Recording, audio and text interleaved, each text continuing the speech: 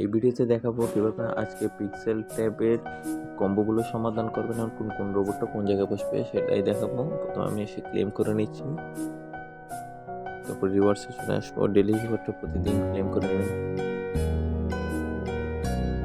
Daily combo player এখানে প্রথম খাটে বসবে একদম শেষের লাইনে দ্বিতীয়টি, যেটা গোল্ডেন কালার মাকড়সা ওটা আর কি।